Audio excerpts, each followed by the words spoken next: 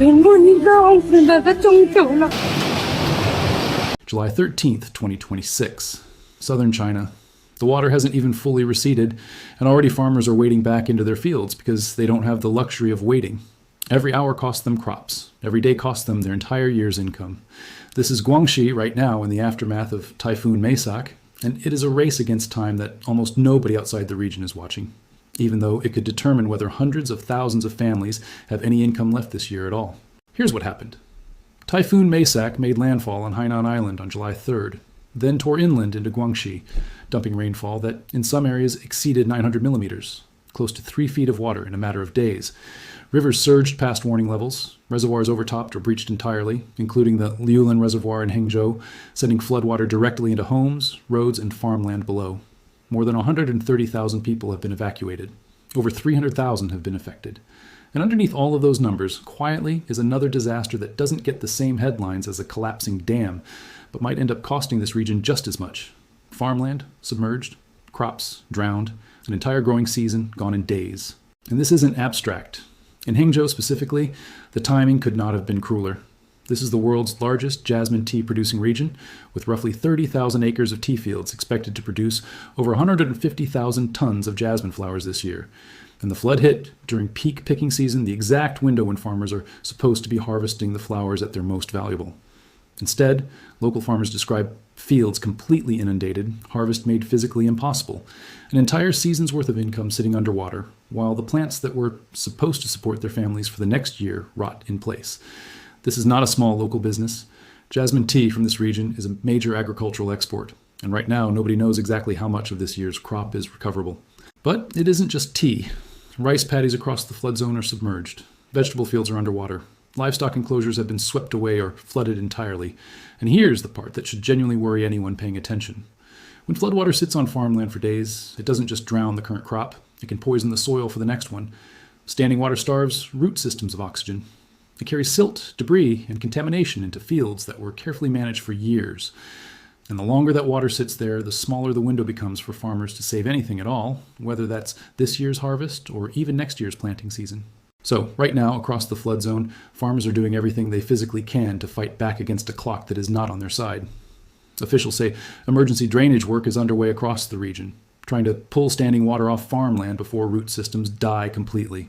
In some areas, workers are applying fertilizers immediately after drainage, trying to give damaged crops a chance to recover rather than writing the entire field off.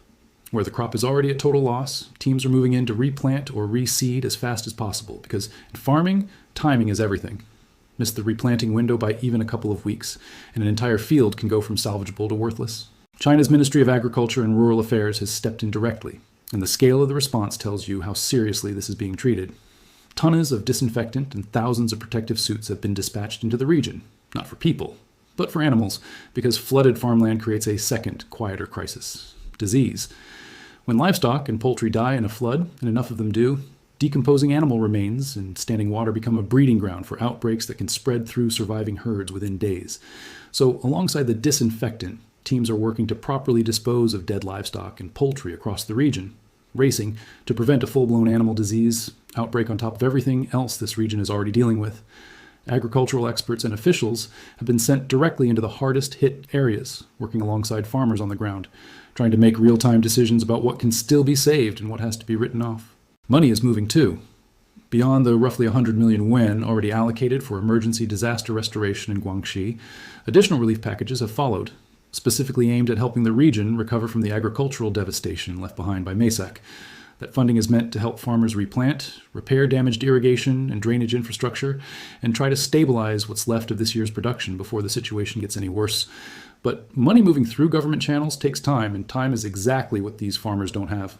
Because here's the detail that turns this from a bad situation into a genuinely urgent one. This isn't over.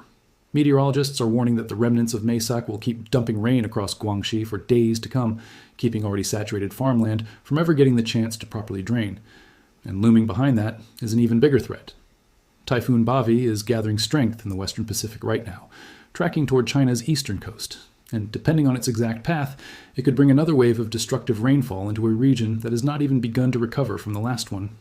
Farmers already racing to save flooded fields are now racing against a second storm that could undo whatever progress they manage to make in the next few days. Across the wider region, you can see farmers making the same desperate calculation everywhere the storm has touched. In Taiwan, farmers have been rushing to harvest whatever rice they can before Bavi's outer bands arrive, cutting crops early before they're fully ready, because a smaller harvest now is better than losing the entire field to a second storm. That same brutal math is playing out across Guangxi's flood zone right now.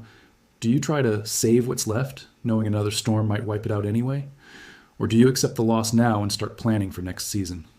For farmers, whose entire livelihood depends on a single growing cycle, that is not a hypothetical question. It's the decision they are making right now, in real time, standing in flooded fields with a typhoon bearing down on the horizon. And the economic ripple effects reach far beyond individual farms. When jasmine tea production drops this dramatically in the world's largest producing region, that shortage moves through supply chains, nationally and internationally. When rice paddies across an entire province go underwater during peak growing season, that affects food security calculations for the months ahead. This is exactly why China's central government moved so quickly to activate emergency agricultural funding and send experts directly into the field. A regional flood disaster can very quickly become a national food supply concern if the agricultural damage isn't contained and addressed fast enough.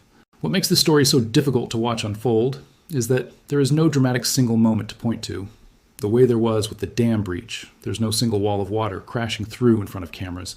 Instead, it's farmers wading through the fields that used to be their entire income, checking plants that are already beyond saving, trying to determine, root by root, row by row, whether anything here can still be salvaged. It's quiet, it's slow, and it's happening across tens of thousands of acres at once, which is exactly what makes the scale of it so easy to underestimate from the outside. Officials have not yet released a full damage estimate for agricultural losses across the flood zone, and realistically, it may take weeks before anyone has an accurate picture, since drainage, inspection, and recovery work are all still ongoing, while the region braces for whatever Bavi brings next. What is clear right now is that farmers across Guangxi are in an active, ongoing fight to save whatever portion of this year's harvest they still can, working against saturated soil, damaged infrastructure, and a shrinking calendar, while a second typhoon churns closer by the day. This story is still developing, and the next few days may end up deciding how much of this year's harvest survives at all. If you want to stay ahead of this as new details come in, how much of the jasmine crop is ultimately recoverable, where Typhoon Bavi actually makes landfall, and what happens to farmland across Guangxi if the rain returns before the water even has a chance to drain. Make sure you're subscribed, because I'll be covering every update the moment new information comes through. Stay safe out there, and I'll see you in the next one.